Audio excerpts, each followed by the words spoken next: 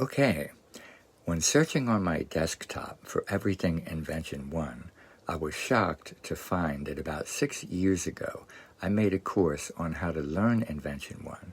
It is based on Bernhard from Pianostreet's method of teaching it. I found several videos and PDFs using this highly detailed method that I created. And can't believe I didn't remember that at all. So, since I never actually learned it this way, it looks like now's the time to dive in head first. So, step 1 is to learn all of the basic motifs. Here they are. So not only did I write out every motif, but I highlighted the motifs and all the different types. the standard one, the inverted, retrograde, which is backwards, blah, blah, blah. Anyway, here it is. And here's me playing them from memory. That's what I learned. One of the things I learned these last couple of weeks.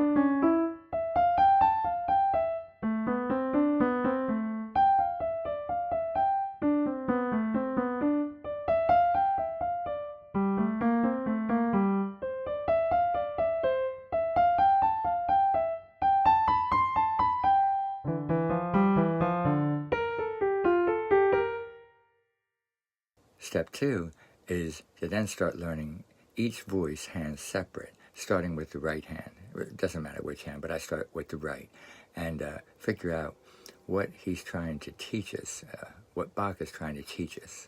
So if you think the simple motif is not profound, check this out.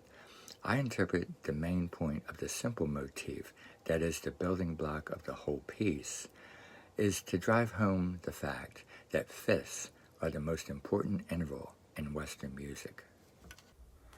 So when I started learning the right hand, and so when I noticed where the motif begins and ends, the majority of cases, it's easy. If you think about scale degrees instead of the notes, just remembering that where the notes are in a certain key, if you do scale degrees, you'll notice that in the majority of cases, he starts either an inverted or a standard motif a fifth away. It's always a fifth from the last note played. I'll get into that later in more detail, but it's fascinating. You don't think of, say, the simple 4-note, say it starts on C, D, E, F. What's the relation of the C and the F? Well, it's not only a fourth up from C, but most importantly, it's a fifth down from C. Keep that in mind too, that any 4 notes up are a fifth down. And whoa, then you see why everything flows so much easier when like it's 4 notes away.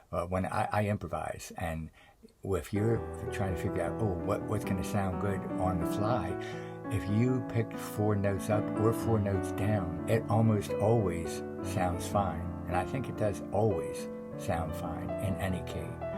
But you have to just stay within that key. So you're noticing the degrees of that key. So 4 steps up within that key. Okay, here I am learning the right hand separately and thinking about scale degrees rather than just the notes. I was actually quickly able to play in different keys and also play the right hand part with the left hand. And I've never been able to do that before. Very cool. Here's what I can do right now.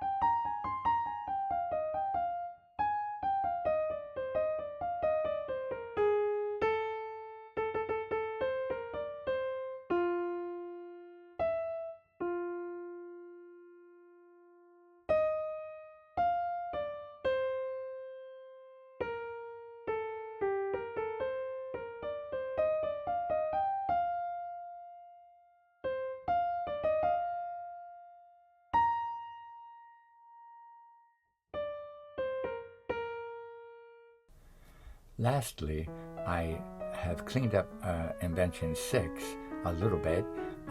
Obviously, it still needs some work, and I'm working on 1 right now, so here is what I can do with number 6. I don't want to lose what I already have, so I'll stop it without the second section's repeat. And we'll see you with another exciting update next week. Have a productive week.